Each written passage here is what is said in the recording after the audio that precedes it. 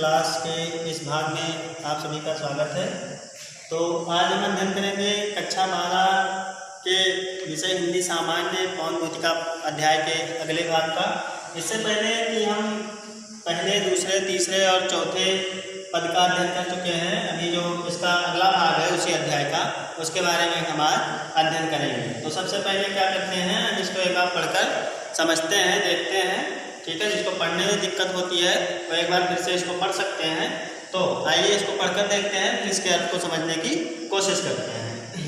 तो जैसा कि आप जानते हैं, कक्षा 12 का ये विषय हिंदी सामान्य का अध्याय 1 है पौन भूतिका, जिसके लेखक है पहले ही भाग में बता दिया गया था अयोध्या सिंह उपाध्याय हरिऔध। तो इसको ध्यान में रखते हुए पाठ का नाम क्या है और इसके लेखक कौन है, इसको ध्यान में रखते हुए हम लगातार एक एक भाग में अगले अगले पाठ का अध्ययन करते चलेंगे और समझते चलेंगे। तो इसको एक बार पढ़कर देखते हैं। थोड़ा आगे सरस रव का धाम सतपुष्प वाला, अच्छे अच्छे बहुद्रुम लतावान सौंदर्यशाली, प्यारा वृंदा विपिन मन को मुग्धकारी मिलेगा, आना जाना किस विपिन से मोहिमाना न होना।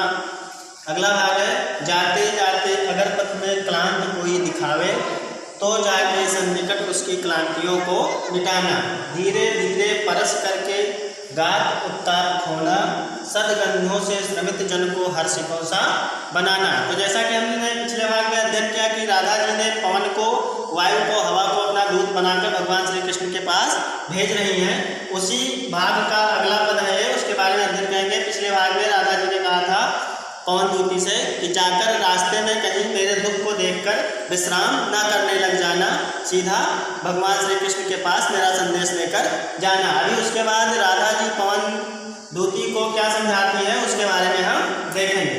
तो राधा जी पवन दूती से कहती है कि थोड़ा आगे सरस रव का, जैसे ही तो थोड़ा और आगे जाएगी वैसे ही तुझे सरस रव, सरस रव मतलब होता है, सरस मतलब होता है मधुर और रव मतलब होता है घन, मधुर रव का धाम सतपुष्प वाला, सतपुष्प मतलब अच्छे अच्छे फूलों वाला। तो जैसे ही तू थोड़ा और आगे जाएगी वैसे ही तुझे मधुर ध्वनि वाले अच्छे अच्छे फूलों वाला एक वन मिलेगा। अच्छे अच्छे बहुद्रुम, द्रुम मतलब क्या होता है, पेड़, अच्छे अच्छे बहु मतलब बहुत सारे, अच्छे अच्छे, द्रुम, द्रुम मतलब पेड़, लतावान, लतावान मतलब जो लताओं से ढके हुए हैं या जिन पर लताएं चढ़ी हुई हैं, ऐसे पेड़ तुम्हें सौंदर्यशाली, सौंदर्यशाली का मतलब होता है सुंदरता से भरे हुए। तो जैसे ही तू थोड़ा आगे बढ़ेगी उसके बाद तुझे अच्छे अच्छे बहुत से पेड़ जो लताओं से ढके हुए और सुंदरता से भरे हुए तुझे दिखाई देंगे। प्यारा वृंदा विपिन मन को मुग्धकारी मिलेगा, प्यारा मतलब अच्छा, वृंदा विपिन मतलब वृंदावन, मन को मुग्धकारी मतलब मन को मोह लेने वाला तुझे आगे प्यारा वृंदावन मिलेगा।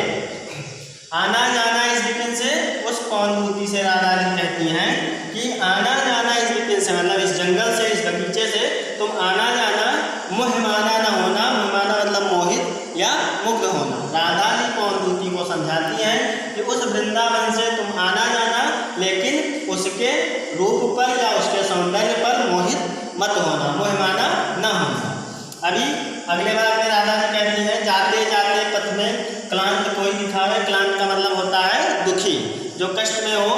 तो राधा जी पौन दूती से कहती हैं, हवा से कहती हैं कि जाते जाते अगर पथ में, अगर जा रही हो तुम रास्ते से और अगर तुम्हें रास्ते में, पथ मतलब होता है रास्ते में, रास्ता, तो अगर पथ में क्लांत मतलब दुखी कोई दिखावे, अगर जाते समय तुम्हें रास्ते में कोई दुखी व्यक्ति दिखाई देता है तो क्या करना है, तो जाके सन्निकट, सन्निकट मतलब उसके बिल्कुल पास। तो हवा से कहती है राधा जी कि तो उसके बिल्कुल पास जाकर उसकी क्लांतियों मतलब दुखों को, कष्टों को मिटाना। राधा जी पौन दूती से कहती हैं कि अगर रास्ते में तुम्हें कोई दुखी दिखाई देता है तो उसके बिल्कुल पास जाकर उसके दुखों को मिटाना। कोई कष्ट में दिखाई देता है तो धीरे धीरे परस करके, परस मतलब होता है स्पर्श करके, छूकर।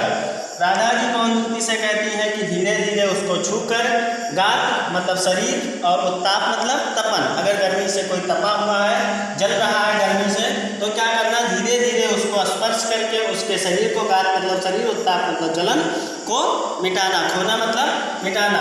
सदगंधों से, अपने सुगंधों से, राधा जी पवनदूती से कहती हैं कि हे पवनदूती, तू अपनी सुगंधों से श्रमित, श्रमित मतलब होता है थके हुए, जन को मतलब लोगों को, हर्षितों सा मतलब प्रसन्न या प्रसन्नता पूर्वक उनको बनाना, प्रसन्न बनाना। तो आज के भाग में हम इतना ही अध्ययन करेंगे। जिसको भी जो भी नहीं समझ में आया होगा वो कमेंट के माध्यम से पूछ सकते हैं। इसी पाठ के अगले भाग का अध्ययन हम अगले वीडियो में करेंगे। तब तक के लिए धन्यवाद।